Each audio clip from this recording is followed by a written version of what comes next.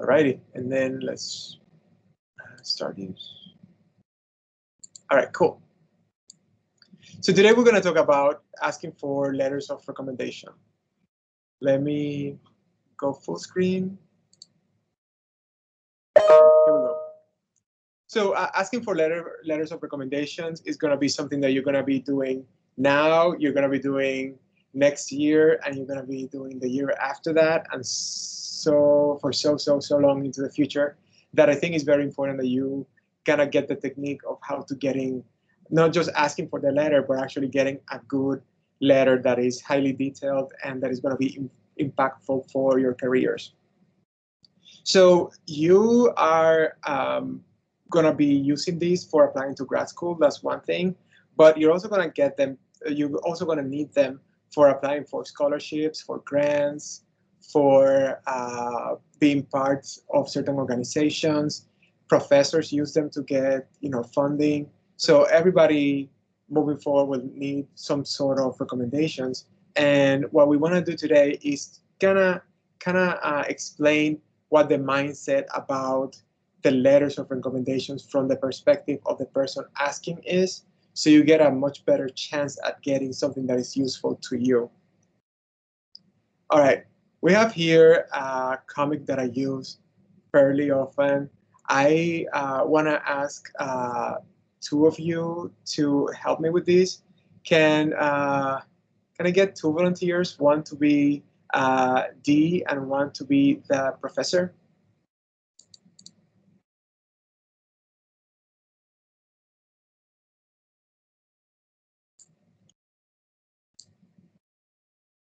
Should I assign them?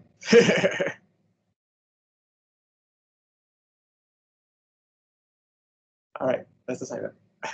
So, Michaela, could you read the role of D, and Alexis can be the professor? Sure. All right, cool. Oh, let me go back to it. All right, let's do it.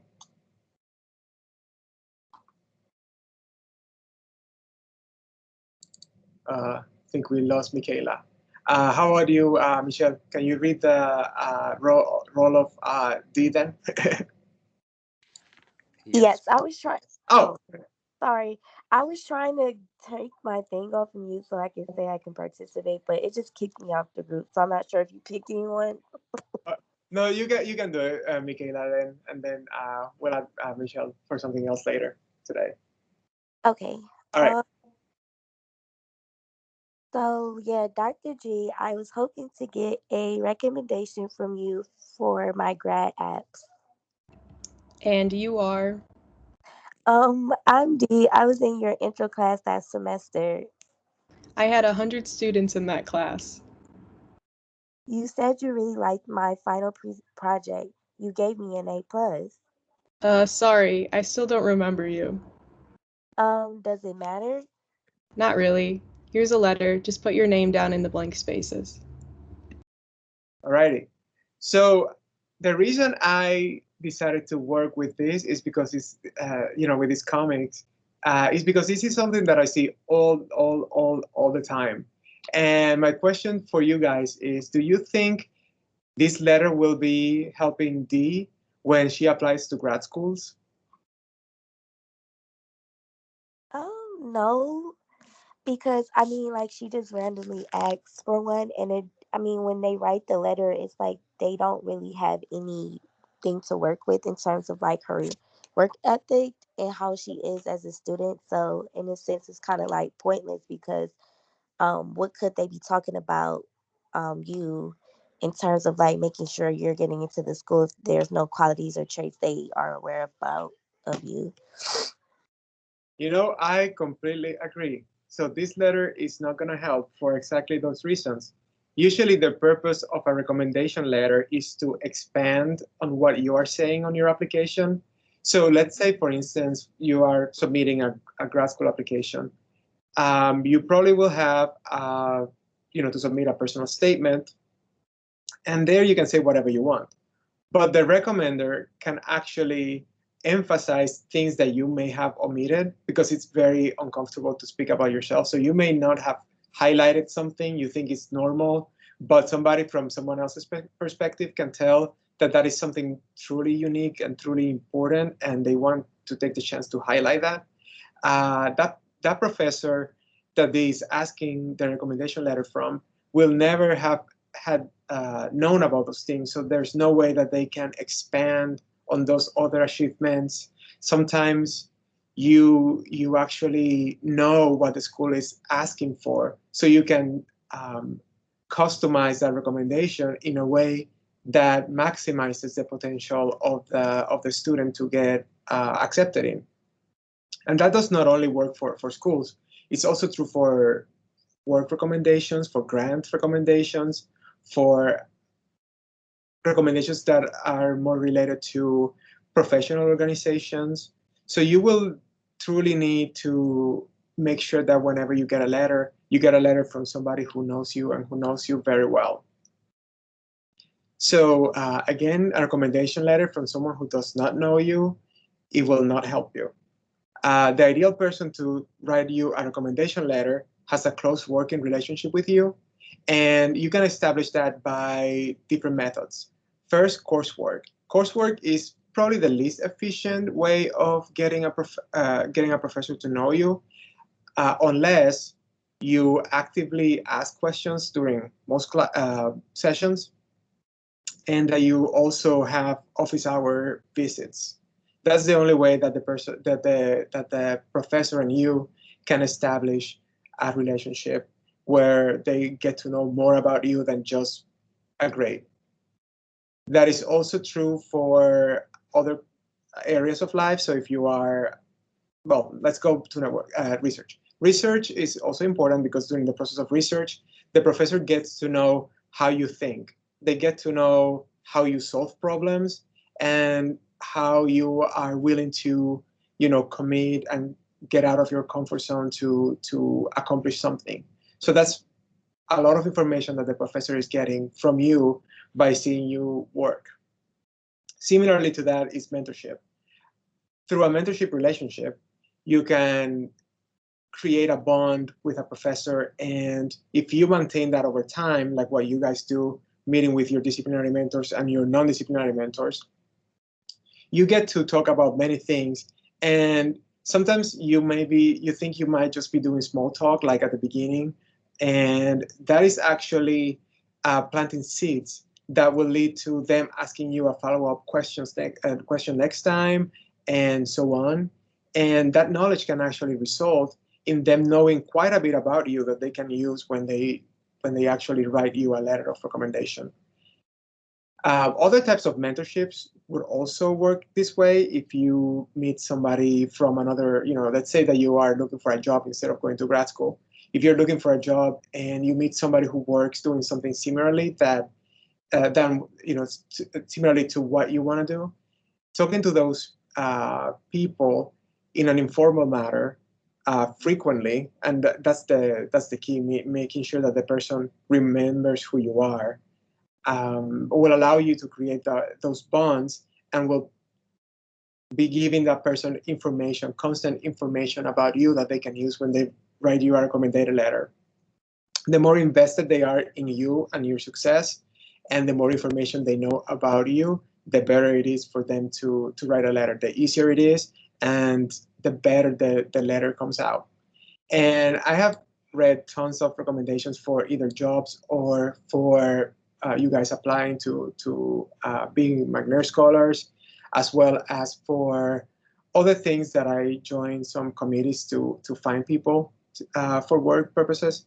And you can truly tell when somebody has a recommendation letter that comes from somebody who knows them and is very invested in them, versus somebody who is just like the professor, and their letter is as generic as possible.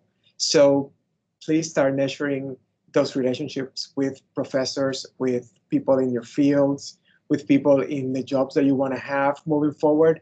So when the time comes for a recommendation letter, you can actually ask them, and they know what to say, and they are passionate about you. Never feel shy about asking, especially professors, for a recommendation letter, because they are extremely common in academia. So we will need them for everything from getting into special programs like McNair to getting to the professors needing them for getting grants and getting other jobs. So everybody in academia uses recommendation letters. Everybody needs recommendation letters. So everybody's used to writing recommendation letters as well. So never feel shy about asking for them. Just make sure that you give people time, as we're going to talk about next, or and that you're patient, but don't feel shy or worried about asking for a letter.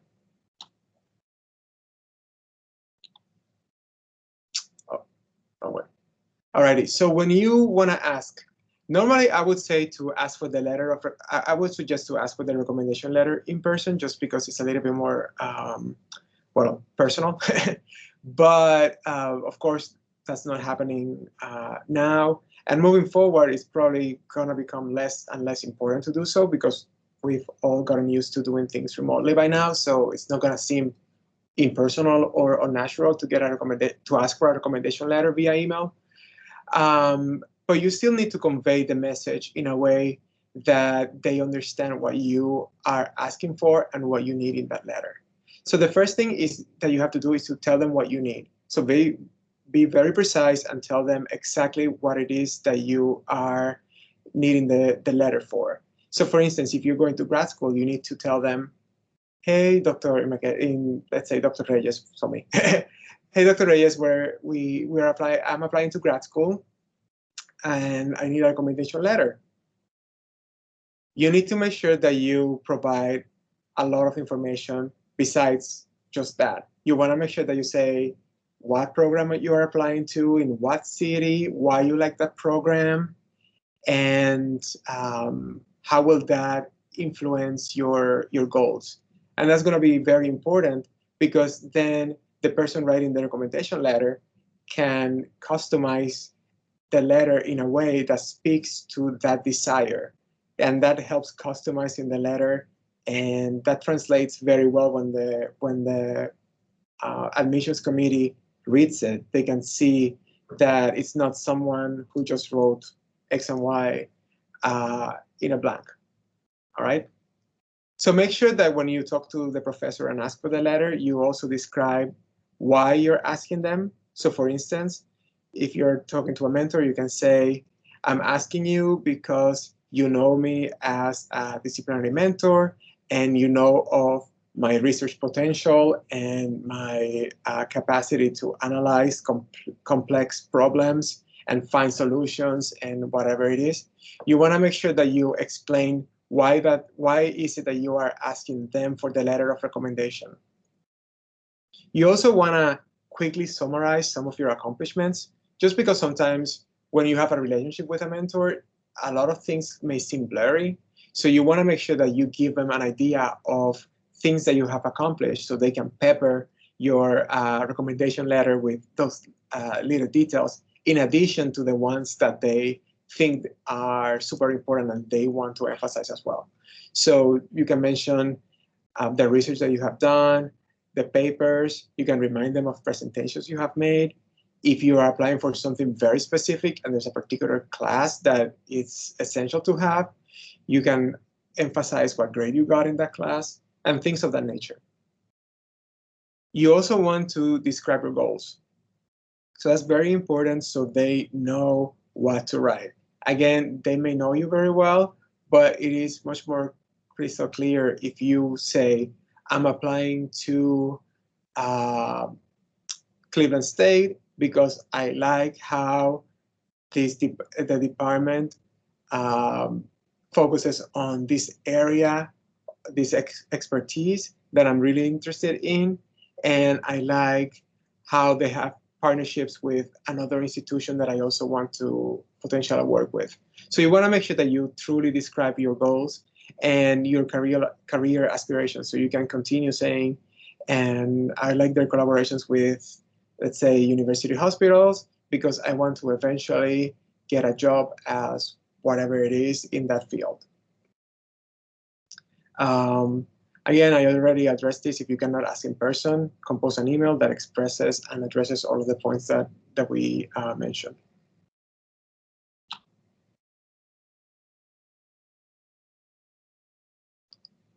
All right. So there's a few things that you have to give the person you're asking for a letter. You have to give them all of these things. Let's start with time. The first thing that you need to keep in mind is that people are always busy and people's priorities are different from your priorities. So when you ask for a letter and you need it like immediately, that's your priority number one, but that's not the person writing the letters priority number one. They may have other deadlines that they're worried about. So make sure that you give them tons of time to write the letter. So I would suggest that you give them between 3 to 6 weeks before the deadline, but sometimes it's not possible, but you want to make sure that you give them as much time as possible and avoid asking for last minute letters.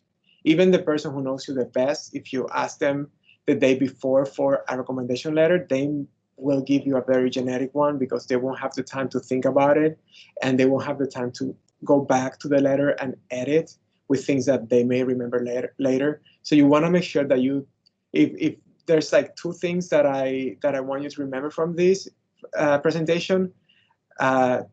Thing number one is to make sure that you give the person enough time to write the letter. Something else you have to provide are key pages from the program description. So you want to send them links, brochures, whatever it is that describes the program that you're applying to. When somebody understands what you're applying to, they can actually go to the web page, read about it, see if they know someone there so they can mention them in the letter. They know how to customize the language so it seems in sync with the mission of the program and their goals, so they can better illustrate that you are a good fit. So you want to make sure that they have all that information. You also want to give them a draft or a copy of your personal statements. That will help them kind of see what you are not saying, and maybe they can add that for you in the letter, or they can actually expand on something that you are describing because they have a different knowledge of it. So it truly helps if they have that personal statement. You also want to be able to provide them your CV, which we all know what goes in the CV. So you want to make sure that you give them an updated version so they can actually reference or refresh their memory sometimes based on what's written on the CV. A copy of your transcript might be useful. It's not totally needed though, but that might be a useful thing to give them in case they want to use it. And most importantly, you want to make sure that they know where to submit and by when. So make sure that you give them all the submission instructions and deadlines. And all of these are different for every program that you apply to. You will see that sometimes they just give you a link and you upload, and then you write the recommender's email and they communicate between each other. Sometimes there is an application portal. Sometimes you send the letters through someone else. So everyone does this differently. So you need to make sure that you give the recommender the correct instructions.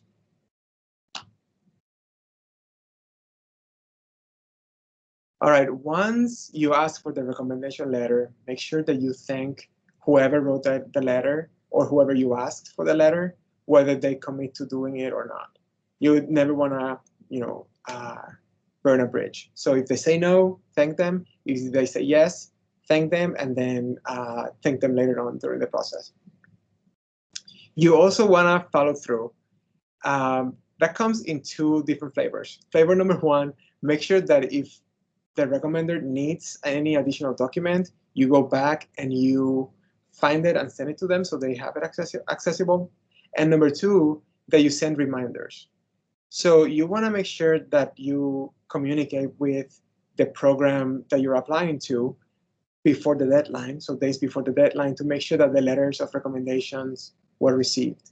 And if they were not, then you would need to take some time and send an email reminding the recommender to write the recommendation letter.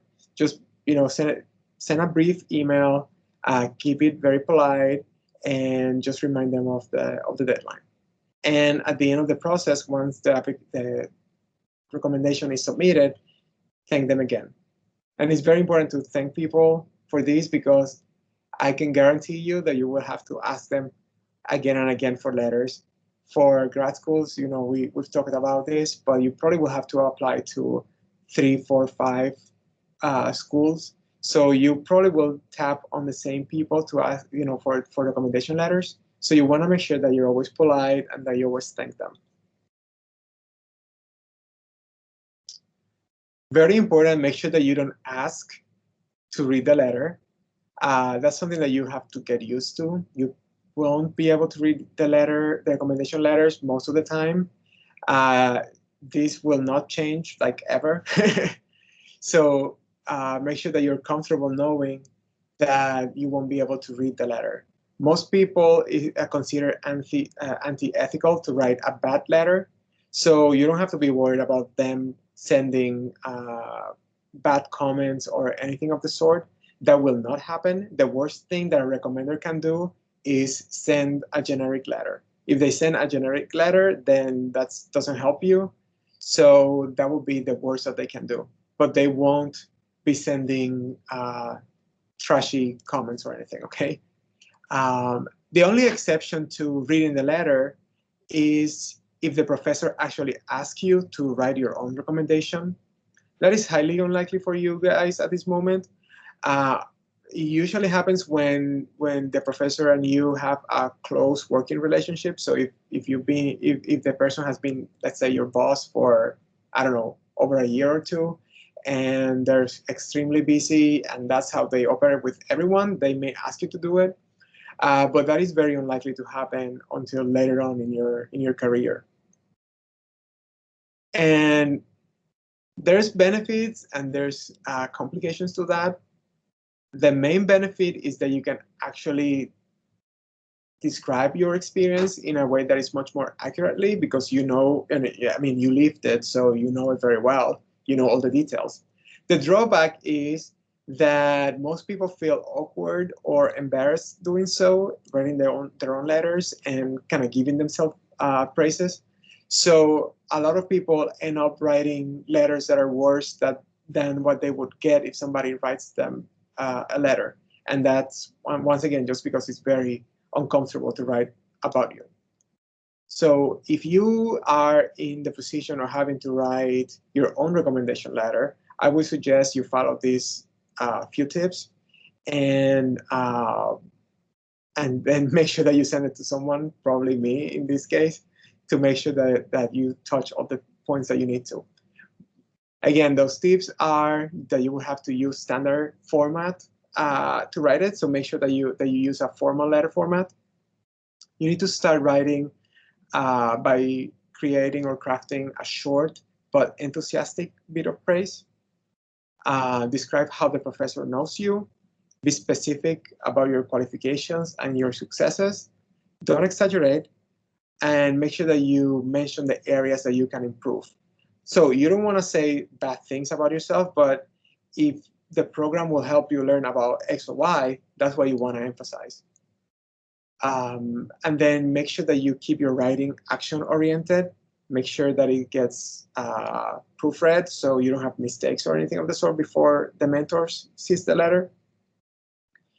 And make sure that you close the actual letter in a way that is affirmative and forward-looking, and that emphasizes that you are adequately positioned to be a good student in this case.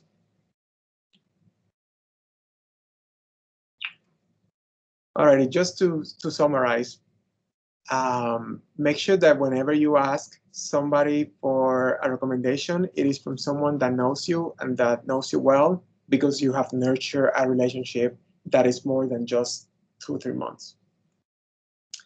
Ask way in advance. Make sure that you give them time. Make sure that you provide the recommender the details and the documents that they will need to write a good letter. Make sure that you thank the professors, and make sure that you follow up with both the professor and the program that you're applying to make sure that everything made it where it had to go. Alrighty. So, oops. There's always somebody who will want to write you a recommendation letter because people want you to succeed. So please don't feel shy about asking. Just make sure that you do it. Be precise, and the worst that can happen is that they say no. They will probably say yes, and they probably will write you a good letter because the person that you will be asking will know you. All right. So that's it. We have a few more resources in case you want to know more. These are just like very general guides for asking for recommendation letters from different websites. So I will give you guys the presentation if you want to click on the links and read a little bit more about how other people advise you to ask for letters, then you can do so. Alrighty. So do we have any questions?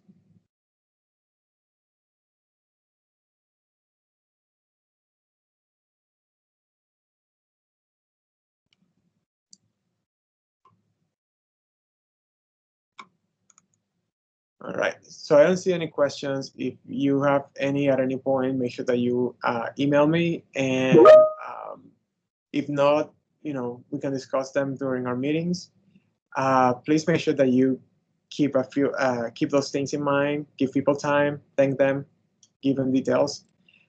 A lot of you already have started the process of asking for letters, and if you haven't, then make sure that you start thinking about who to ask. A lot of you will have to be applying to schools soon, so make sure that you get an idea of who the right person is, and that's about it. If you don't have any more questions, then we can just finish, with the exception of two people. I wanted to ask Michelle and let's see, and Maria to stay with me for a couple more minutes because I have to ask him a few questions. Otherwise, I'll see you soon. All right. Bye, Dr. Reyes. Have a good day. Bye. Thank you. Bye, thank you. Thank you. Bye. Bye-bye.